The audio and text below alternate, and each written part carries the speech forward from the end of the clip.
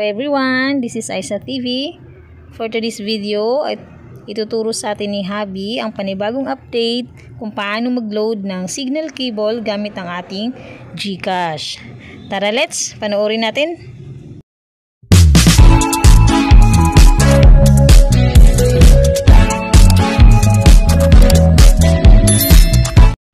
Have a good day mga boss. Today's tutorial, ito po yung bagong update ni GCash kung paano i-load si satellite, signal o kaya si GSAT. Ito po, first thing to do, siyempre open natin yung ating GCash. Ayan po, at punta tayo doon sa load. Ayan, antayin lang natin, ma-open natin yung sa load section po ng GCash. Tapos dito may pagpipilian mobile, broadband at saka ng telco. Sige, balik natin ulit load para mas klaro po. Punta tayo sa load. Doon po makikita natin ang mga choices. Yan po, mobile, broadband, dan telco. Syempre dito tayo sa non-telco papasok. Non-telco po, hindi po yung sa mobile at sa broadband, dito po non-telco. Ayan po, by load 4, yun pong number natin kung saan dito natin ma-receive yung pin na isa-send ni GCash. Ayan po, kung nakikita nyo po yung gamit kong number diyan ay SAN po, SAN Smart Token Text, pwede po diyan.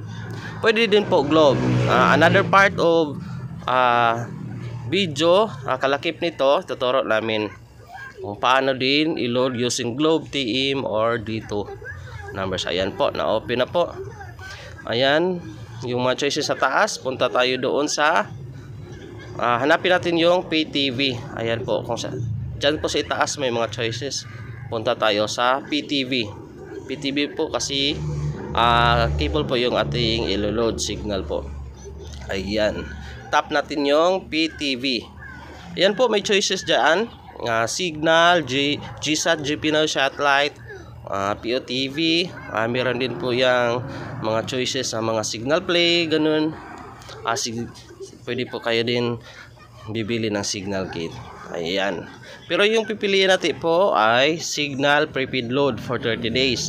Iba po yung signal premium. Yung signal premium po, yun po yung sa cellphone natin na access na online. Doon po tayo pipili sa signal prepaid load. Kasi yung box ang ating loloadan, hindi po yung ating account sa cellphone. Ayan po. Example lang po ito, signal prepaid load 300 for 30 days. Ayan, kung nababasa nyo po. Ayan. Any denomination po, basta signal prepaid load yung ating piliin. Ayan po, example po, 300. Okay, tap natin, tapos press buy now. Yan po, buy now. Marami pong choices. Signal prepaid load 500 hanggang 1,000 po. Ayan, antayin lang po mag-load. Ayan na po. Kung nakikita nyo po sa itaas, meron po dyan yung number na na-input ko, yung SAN number ko, tapos yung amount, tapos tap lang po natin sa ibaba yung P, 500 pesos. Yun po yung binili nating load. Automatic po yan, si GCash, antayin natin na mag-send ng PIN number. Yung PIN number po, yun po yung gagamitin natin para sa pag-load. Okay, once na na-receive na ninyo yung PIN number na binigyan ni GCash, ayan, sa messages po natin yun makikita. Punta tayo sa messages, tapos mag-messages, ayan, compose message. Ayan po, type po natin yung signal.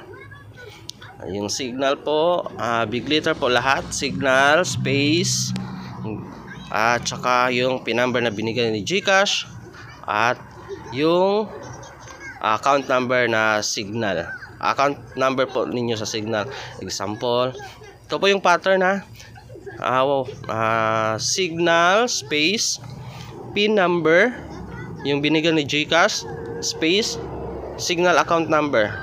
Okay, signal, space, PIN number na binigyan ni GCash, space, account number po. Yan po, ulitin po natin. Yan po, signal, tapos type natin signal, big letter po lahat. Dito po big letter po. pag nag-compose na po tayo ng message dito, signal, space, tapos pin number. Yung pin number na na-receive natin galing kay GCash, space, tapos account number po ni Signal. Yung account number po ng box. Ayan po. Okay, tapos doon natin isi-send sa 5353. 5353 po. Send natin sa 5353. Ayan. Pero may 1 peso na ano yan mga boss. Kailangan may 1 peso balance po tayo. Para masend natin. Ayan po. Once na send na po, automatic na po yan. Papasok na yung load. At may confirmation din po yan marireceive galing ka 5353. Okay? At dito naman po tayo kung paano i-load natin sa using po Globe TM or dito na mobile number. Okay. For more videos tutorial po, punta po lang po kayo sa aming YouTube channel Aisa TV at sa aming Facebook account din po. Punta po kayo sa tutorial doon po. May sa playlist po tapos tutorial. Madami po doon. About signal and camera installation. Ayan po. Dito naman po tayo kung paano i-load natin using Globe or TM number.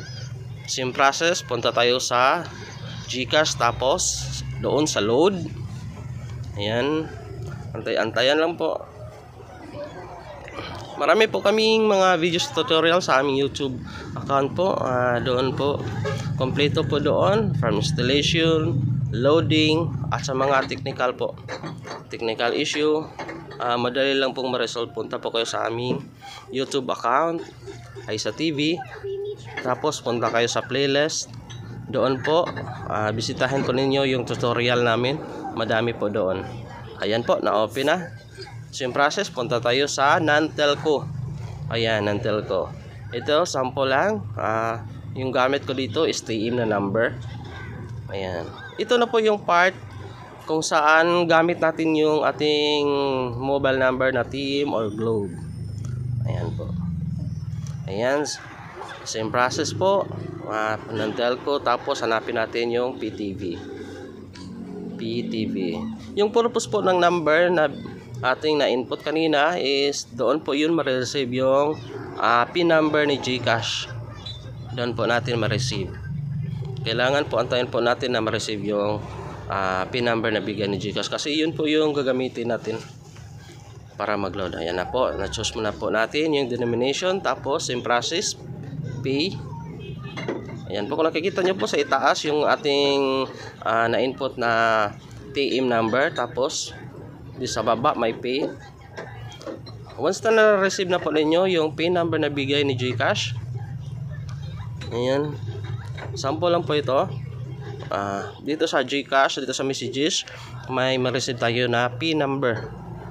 PIN number po yan sa transaction natin na load for signal. Okay, punta tayo sa Google.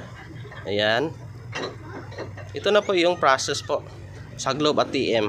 Google tapos type natin, search natin ang wave loading tool or signal wave loading tool. Ayan po.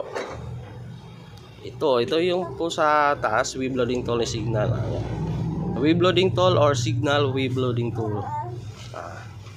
Okay. Dito na po natin gamitin yung PIN number at saka input natin din po dito yung ating signal account number. Ayan po, search natin. Ito na po yung lalabas. Open natin tong wave loading tool, Signal TV. Ayan po, tap na lang natin. Ayan, antayin na ma-open. Dito na po natin gagamitin yung PIN number na bigay ni GCash. Ito na po. Ito na po. Ayan. Ito po yung itsura. Dito natin input yung prepaid account number. Yung prepaid account number ng ating signal box. Yan, dyan natin input. Tapos, yung PIN number. Sample lang po ito. Account number. Tapos, yung PIN number na bigay ni GCash sa transaction natin na signal prepaid load. Ayan, sample po ito. Ayan. At dito sa may baba po, meron pong CAPTCHA. Kopyahin lang po natin yung CAPTCHA. Ayan. Ito po example lang, GHGLC. Yan po. After na po natin type yung CAPTCHA, direct na po tayo dyan sa ibaba. May submit na po natin.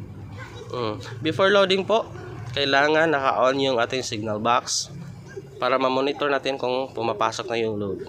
Siguro mga 5 minutes lang papasok na yung load. Yan lang po. Okay na po siya. Ito na po itsura. Ayan, close na po natin.